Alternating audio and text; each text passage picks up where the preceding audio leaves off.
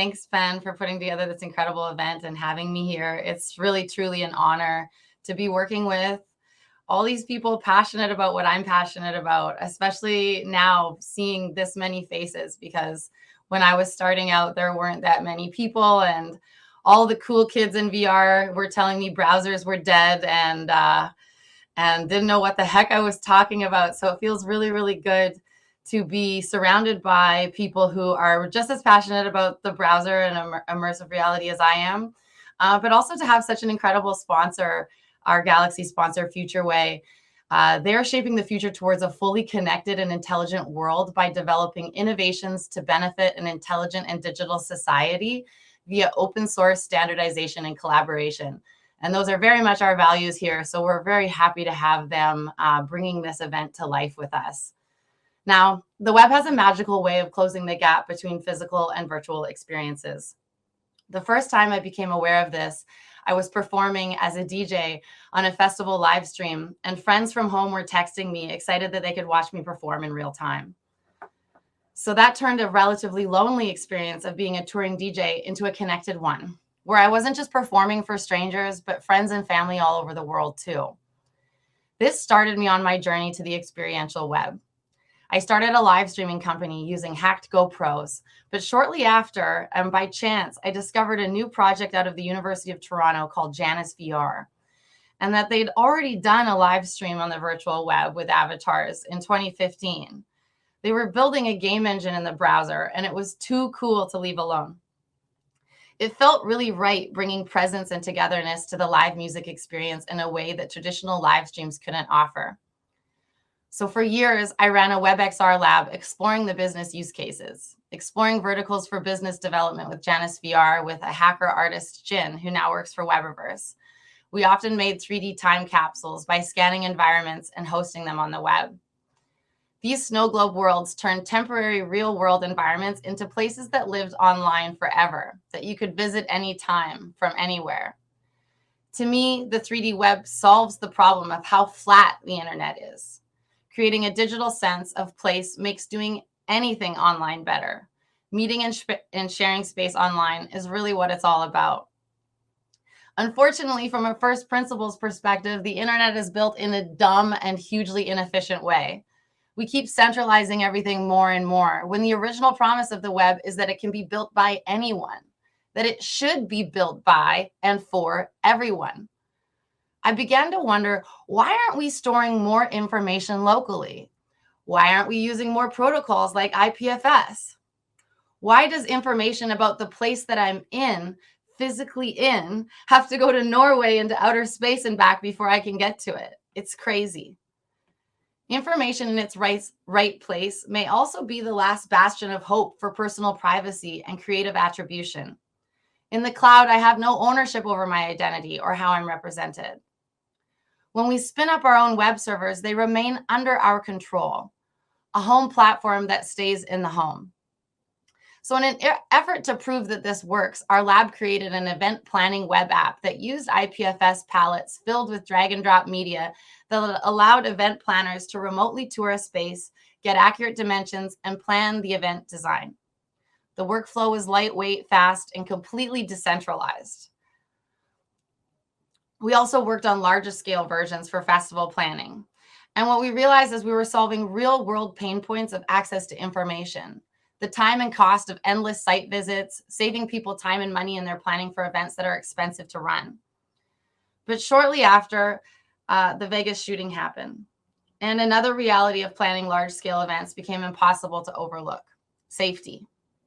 The reality that people didn't know where to go in the shooting when the shooting started meant that people inside the venue flooded out of the main entrance and jumped fences and had no idea where their exits were, putting them into the line of fire. The whole cold, hard truth of where essential systems like safety are operating from is deep in the last century. Maps, checklists, binders, signs.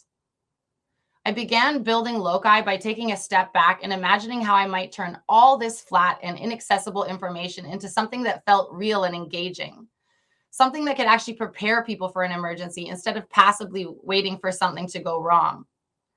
After spending years in my virtual time capsules, I knew how big the impact is that virtual simulation has on memory. But I also realized how difficult it is to put someone new into an unfamiliar digital environment. When people are using tools that are nearly 100 years old, you can't skyrocket them into the immersive web overnight. We need to focus on building for the current realities of the web before we can realize its limitless potential. I had to leave the 3D web alone for 3 years while building Loci in order to set a really solid foundation for our long-term vision. The key to safety is accessibility, so I had to figure out how to reliably deliver something across all browsers and devices in 2D first, making sure the text on buttons auto-translates to the native browser language. These are little things that sound small, but they aren't, because browsers break. And it took building and rebuilding and a lot of learning and a lot of effort, and this is where most people abandon the web. It's easier to build an app where you can control everything. But walled gardens leave a lot of people out, and that goes against the core of our company's values to empower everyone with better information. And now, thanks to companies like Sketchfab, WebGL, and all sorts of others that you'll meet here today, we can deliver really awesome, juicy bits of 3D information across the web in ways that are consistent and reliable. And we can reach people with that information where and when they need it. This makes us able to really live up to our vision of not leaving anyone behind. It also helps us build a purpose-driven team because the future of the web is a pretty cool thing to get behind. It might take a little while to build new behaviors into immersive environments, but let's remember that behaviors change from the brain, and the brain stores memory in 3D best. So baby steps like finding the places to add context with 3D on the web can make you a unicorn like Sketchfab. So at Loci, our niche is safety simulation and occupancy intelligence. Our location-centric game engine lets those liable for the safety and well-being of others deliver highly engaging, relevant safety information, simulation, and pre-visualization to all occupants as web-based mobile games. Being dedicated to the web brings me into contact with the most passionate and interesting people who share the value and vision of an open web for all. We met one of these people at the WebXR Summit Town Hall, Nitin Steven from India, who reminded us at the WebXR Summit Town Hall that we're all getting fired up about bleeding edge technologies that are accessible to only a privileged few. There are literally millions and millions of people in India who will be accessing the immersive web through Google Cardboards for the next decade. So with that in mind, I have had my hands deep in the web side of things for many years, but more recently, my incredible co-host and the co-founder of Metaverse has been far more active on the immersive side. Julie, who I'm going to bring up here, Julie Smithson, you are building an engine that makes it easy to create, curate, consume, and interact with XR experiences on the web. I'd love to hear what you're most excited about today and what your vision is for the future of the immersive web. Yeah, sure. Good morning, everyone, and welcome to the WebXR Business Summit. Thank you so much, Samantha, for joining us. And, about my company, again, you just outlined it. We're a 3D web game engine.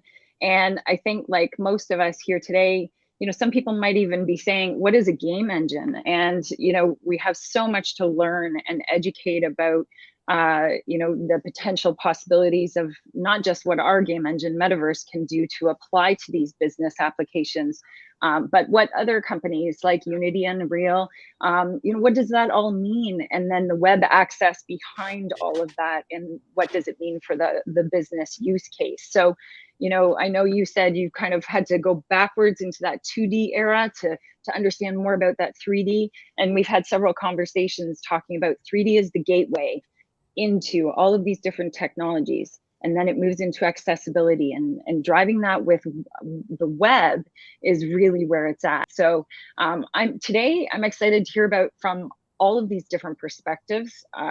Business is, I have to say, from my personal experience, there's a lot of struggle behind the scenes to learn about how to build these things and what does it look like from a procurement perspective, from enterprise, working with these technologies, understanding how things come together, what assets are, where do they come from, how they transform.